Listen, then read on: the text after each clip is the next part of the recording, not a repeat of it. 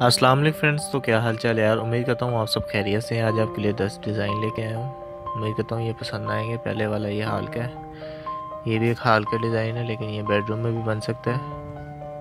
ये एक बेडरूम का डिज़ाइन है, पैमाइश 14x14। और ये भी बेडरूम का डिज़ाइन है, पैमाइश है 14x18। ये भी बेडरूम का डिज़ाइन है, पैमाइश है 13x13। ये एक हाल का डिज़ाइन है, 12x20 का हाल है ये। और ये एक बेडरूम है, पैमाइश है 13x13। ये भी बेडरूम है, पैमाइश है 12x12।